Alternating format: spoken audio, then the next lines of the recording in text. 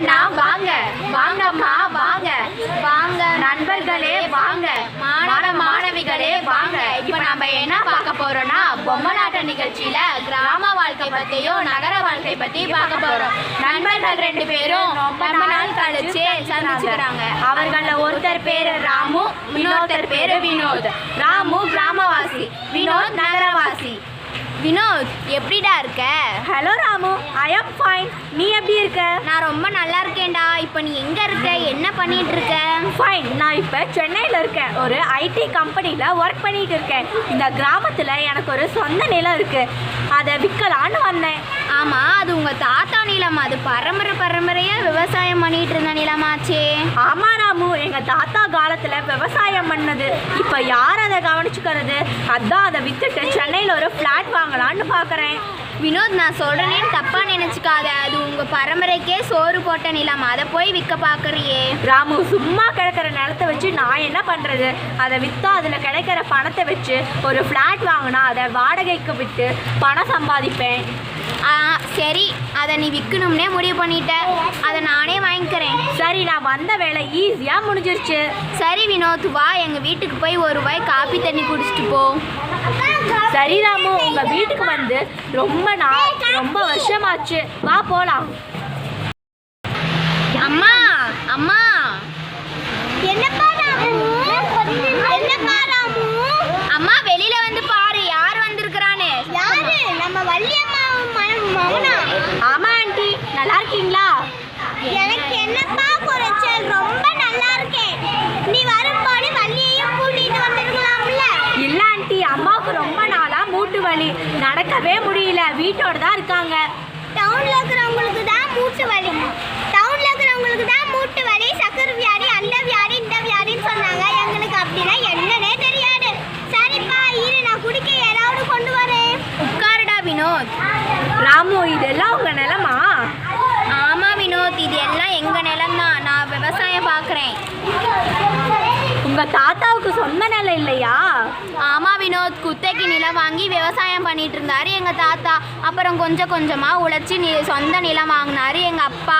அப்புறம் வீட்டிலேயே ஆடு, கோழி, மாடு எல்லாம் வளர்த்தோம். அதில் கிடைச்ச பாலையெல்லாம் விற்றோம். விவசாயத்திலேயே நிறைய வருமானம் வந்துச்சு. அதெல்லாம் அப்புறம் நான் படிப்பை முடிச்சுட்டு எங்கள் அப்பாவுக்கு உதவியாக நானும் விவசாயத்தில் இறங்கிட்டேன். நம்ம கஷ்டப்பட்டு உழைச்சா கண்டிப்பாக விவசாயத்தில் பலன் இருக்குது. எல்லா எங்களுக்கு தேவையான அரிசி, காய்கறி, பழங்கள் எல்லாம் நாங்களே விளைச்சிக்கிட்டோம்.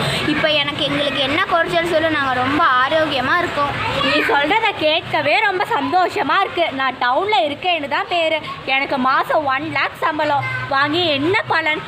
வருமானம் வீட்டுக்கு, குழந்தைங்க படிப்புக்கே சரியாக இருக்குது. மாதம் காய்கறி, மல்லிகைக்கே ரொம்ப செலவாகுது. ஆடம்பர வாழ்க்கைக்கு ஆசைப்பட்டு வீட்டுக்கு தேவையான பொருள்களை கடனுக்கு வாங்கி போட்டேன். அதுக்கு பணம் கட்டவே இப்போ பத்த மாட்டேங்குது. போதா குறைக்கு மருந்து, மாத்திரை, ஹாஸ்பிட்டல் செலவு வேறு.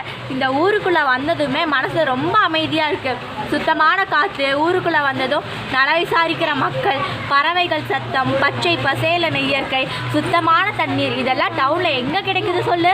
ஏன் வினோத், டவுனில் மக்கள் தான் வாழ்கிறாங்கன்னு ஏன் இப்படி சொல்கிற? அட ஏப்பா, நீ வேற. எங்கள் வீட்டு பக்கத்தில் இருக்கவங்க பேர் கூட எனக்கு தெரியாது. காலையில் நானும் என் மனைவியும் என் பிள்ளைங்களை ஸ்கூலுக்கு அனுப்பிச்சி விட்டு வேலைக்கு கிளம்பிடுவோம். நைட்டு 8 மணிக்கு தான் வருவோம். அங்கே நாங்கள் மட்டும் இல்லை, எல்லாரும் அதே போல தான் வாழ்கிறாங்க. எங்கே பார்த்தாலும் புகை, வண்டி சத்தம், கூட்ட நெரிசல். வேலைக்கு போகிறதுக்குள்ளே போதும் ஆயிடுது.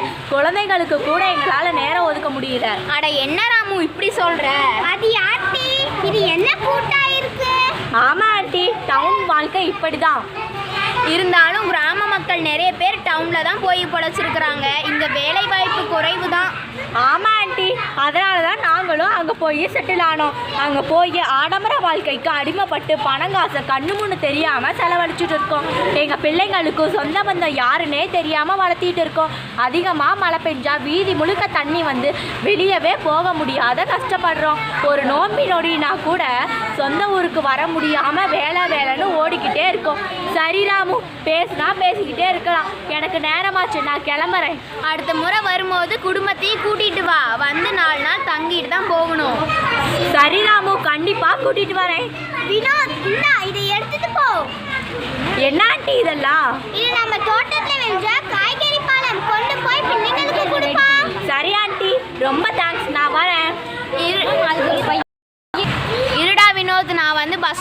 உன்னை ட்ராப் பண்ணிட்டு போகிறேன். சரி வா போகலாம். நீயும் ஒரு நாள் சென்னைக்கு வந்து 4 நாள் தங்கிட்டு போகலாம்ல, குடும்பத்தோடு வந்துட்டு தங்கிட்டு அங்கேயும் என்ன நிலவரம்னு பார்த்துட்டு தங்கிட்டு போகலாம்லடா. சரிடா, நான் கண்டிப்பாக வரேன். பார்த்து பத்திரமா போயிட்டு வா. சரிடா, நான் இப்போ கிளம்புறேன். பொம்மலாட்டம் நிகழ்ச்சியை பார்க்க வந்த எல்லாருக்கும் ரொம்ப